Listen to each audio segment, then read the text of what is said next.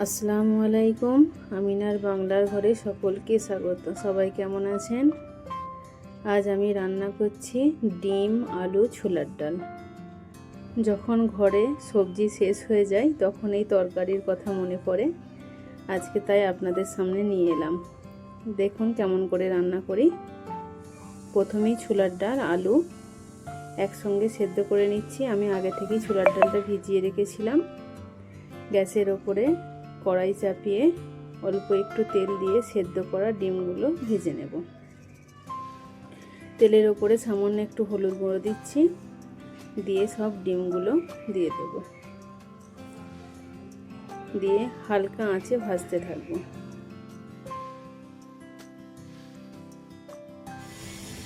ওপর থেকে নুনও ছড়িয়ে দিচ্ছি, দিয়ে ভালো করে ভেজে নেব।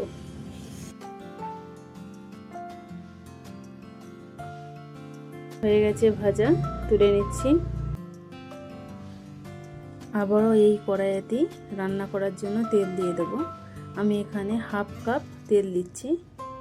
আপনারা চাইলে সরষের তেলেও রান্না করতে পারেন, আমি সাদা তেলে রান্না করছি।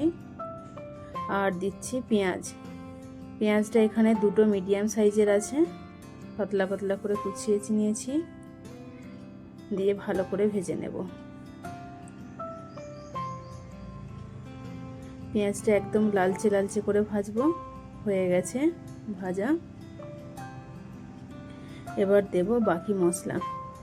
প্রথমেই দিচ্ছি আদা রসুন 2.5 চামচ মতো, দিয়ে একটু নাড়িয়ে নেব।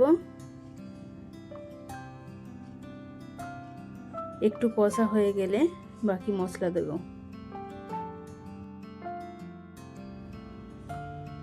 প্রথমেই দিচ্ছি হাফ চামচ জিরে গুঁড়ো, 1 চামচ ভরে লঙ্কা গুঁড়ো,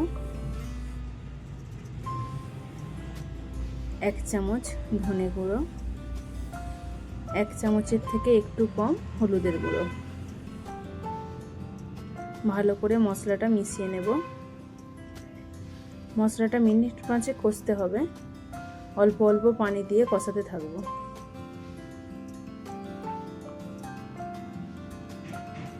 আমার এই ভিডিওটি যদি আপনাদের ভালো লাগে একটি লাইক করে চ্যানেলটি সাবস্ক্রাইব করবেন। অল্প একটু পানি দিলাম, আবারও পানি দিয়ে ভালো করে কষতে থাকবো যতক্ষণ না তেল থেকে মশলা একদম আলাদা হয়ে যাচ্ছে। আমি আলু সেদ্ধ করবার সময় নুন দিইনি, এখানে সেরকম নুন দিয়ে দেব। আমি এখানে 2 চামচ মতো নুনের ব্যবহার করছি, আপনারা আপনাদের স্বাদ মতো ব্যবহার করবেন। মশলাটা কষাতে কষাতে একদম স্মুথ হয়ে যাবে, আপনারা দেখলে বুঝতে পারবেন। এই দেখুন তেল আর মশলা একদম সেপারেট হয়ে গেছে।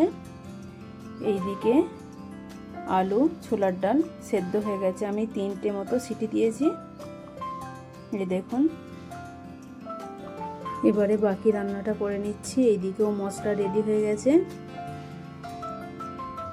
ছোলার ডাল গ্যাসের ওপরে বসিয়ে আবার ফুটতে দিলাম, আর তৈরি করা মশলাটা ওর ওপরে ঢেলে দেব।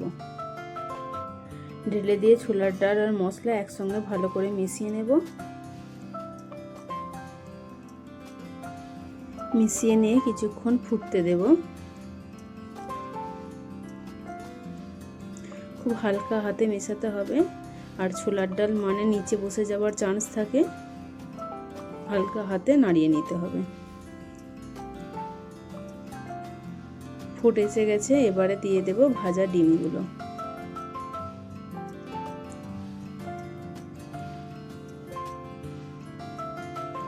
আর দেব 2টো তেজপাতা আর 2টো এলাচ। এলাচটাকে ভালো করে আমি থেতো করে নিয়েছি। এই দেখুন দিয়ে দিচ্ছি, আবারও নাড়িয়ে নেব। নাড়িয়ে নিয়ে মিনিট 5 মতো ঢাকনা দিয়ে রান্না করব।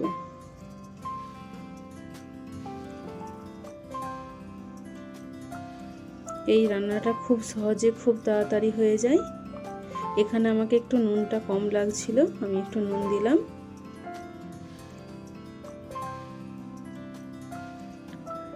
হয়ে গেছে ছোলার ডাল দিয়ে ডিম রান্না।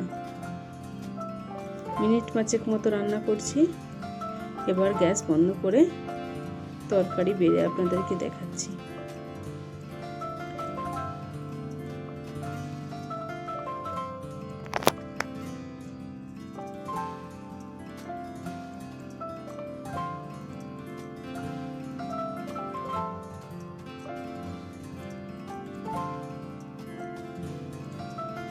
এই দেখুন, ডিম আলু ছোলার ডালের তরকারি একদম রেডি।